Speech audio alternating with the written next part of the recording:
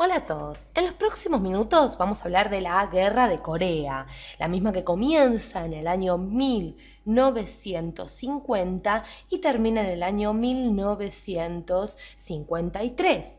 Pero para poder entender las causas, tenemos que ir al fin de la Segunda Guerra Mundial.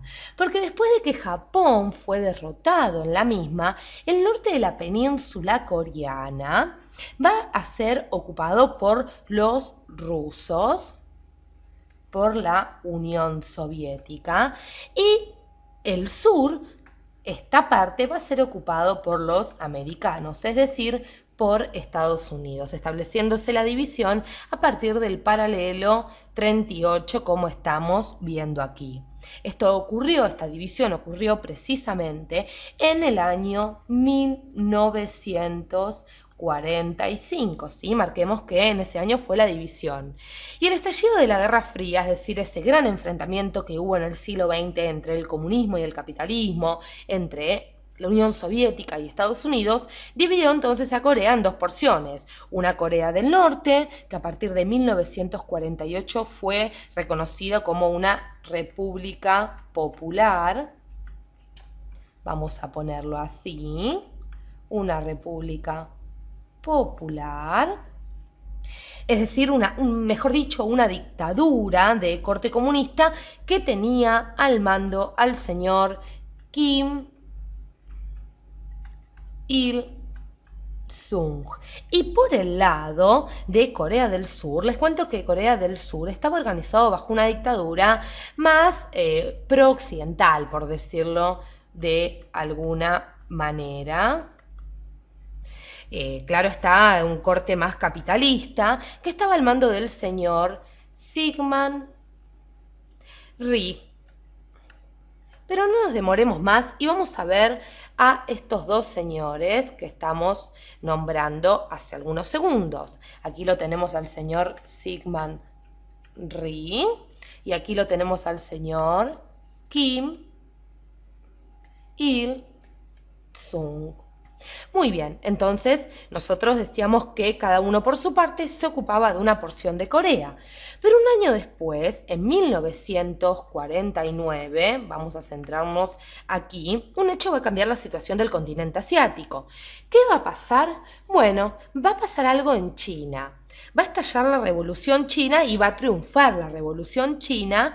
Y esta revolución comunista china, vamos a ponerlo así, revolución comunista china, va a afectar también la situación de Corea para aquel entonces y va a ser una de las grandes causas que va a movilizar a las dos potencias a, claro está, enfrentarse posteriormente en la guerra de Corea. ¿Por qué?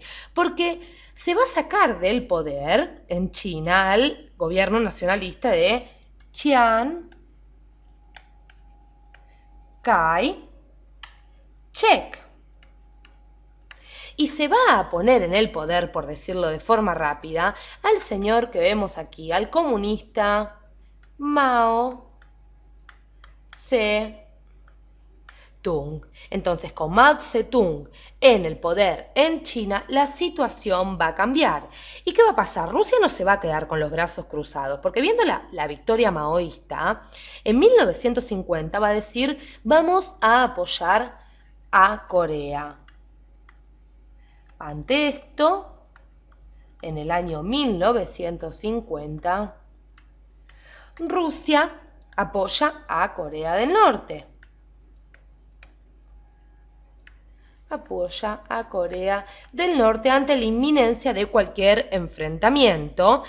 Claro está, para que invada Corea del Sur. Los rusos le dijeron a los de Corea del Norte, bueno muchachos, les damos nuestro apoyo si quieren invadir Corea del Sur, claro está, pero con ánimos de unificar el país. Los rusos querían que Corea sea una y sea comunista. Kim Il-sung, líder de Corea del Norte, recordemos, se sentía seguro. Es decir, vamos a ir con nuestro amigo Kim Il-sung. Él contaba con un ejército que estaba mucho, vamos a poner mejor ejército, estaba mucho más preparado que el de Syngman Rhee, ya que era un estado mucho más represor y violento que el del norte. Entonces, Aquí que nos queda claro que la Unión Soviética y China, es decir, Mao Zedong y Stalin, apoyaban políticamente la reunificación que pretendía Kim Il-sung. Querían hacer de Corea un solo país. Entonces, el 25 de junio de 1950, 25 de junio del año 1950, las tropas de Kim invadieron Corea del Sur. Vamos a volver nuevamente a nuestro mapa para que ustedes puedan comprender un poco la situación. Decíamos entonces, las tropas de Kim invaden Corea del Sur, van para este sector. Inmediatamente Corea del Sur va a evacuar su capital, que estamos marcando aquí, vamos a marcarla con un color más oscuro, que es ni más ni menos que Seúl, y al mismo tiempo Syngman Rhee, líder de aquella región, va a mandar ejecutar a todo comunista o persona de izquierda que encontrase en su país. Claro, está en represión a lo que le estaba pasando, lo que le estaban haciendo los de Corea del Norte. Muy bien. Estados Unidos había preparado a las tropas surcoreanas, ¿sí? Recordemos que Syngman Rhee estaba con el apoyo de Estados Unidos. Y la Unión Soviética y China, por lo tanto, se mantenían al margen por el momento. Estados Unidos se encargó de realizar una importante campaña publicitaria. Usó la publicidad para, si se quiere, hacer más importante esta guerra y sobre todo para utilizarlo como un elemento de dominio. Y a su vez los americanos también, y no hay que dejarlo de lado, recurrieron al Consejo de Seguridad de la ONU, y los invito a que vean a este señor que estamos viendo aquí. Porque ante esta situación, decíamos, estalla la guerra de Corea, los estadounidenses se veían un poco apretados por los de Corea del Norte, entonces van a recurrir al Consejo de Seguridad, como decíamos, de la ONU, ¿sí? Entonces, ¿qué va a pasar? Las tropas de la ONU, comandadas por el general MacArthur, el señor que estamos viendo aquí, general MacArthur, van a arremeter con todo, van a poner pie en Corea, recuperando el terreno perdido primero en el sur, es decir, en la zona de ellos. Y a su vez van a avanzar hacia Corea del Norte. Dicen, bueno, muchachos, nosotros recuperamos primero lo que nos sacaron, pero no nos quedamos, vamos a ir también por lo de ustedes. Y van a tomar el 19 de octubre de 1950 la capital.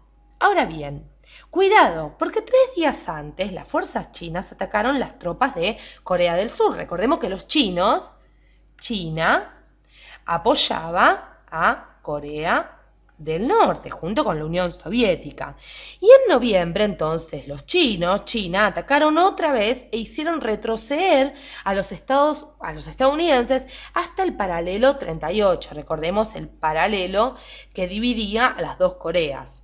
Viéndose aturdido, este señor, el general MacArthur, comenzó a amenazar con tirar una bomba atómica. Y ojo con esto, porque el presidente Truman, el presidente de Estados Unidos y también la ONU reaccionaron velozmente por miedo que la Unión Soviética también utilizara una bomba atómica. Es decir, recordemos que el gran miedo de la Guerra Fría era una guerra nuclear, esta guerra nuclear que se creía inminente. Ahora bien, ¿qué va a pasar? Entre 1951 y 1953, vamos a hacer un espacio aquí, 1951 y 1953, como vimos al principio, la guerra seguía, este conflicto seguía, hasta que las dos partes, les cuento, se dieron cuenta que había que poner punto final a esta guerra que llevaba demasiadas muertes absurdas. La Unión Soviética manifestó su decisión de desligarse del conflicto. Entonces, la Unión Soviética puso fin y se desligó del conflicto. Truman va a destituir, el presidente Truman, recordemos, presidente de Estados Unidos, destituye a el general MacArthur y se llegó a la idea de un empate militar. Sorprendentemente, la cosa terminó con un empate militar. Las negociaciones comenzaron y en julio del año 1953, poco después de la muerte de Stalin, se firmó la paz de Panmunjom. Se firma, vamos a ponerlo, la paz de Panmunjom. Panmunjom, dándose así por finalizado el conflicto, la guerra, que consolidó la división de las dos Coreas en torno al paralelo 38. Si tienen alguna duda, pueden formularla debajo de nuestro video y con gusto se la responderemos. Muchas gracias por acompañarnos hasta aquí.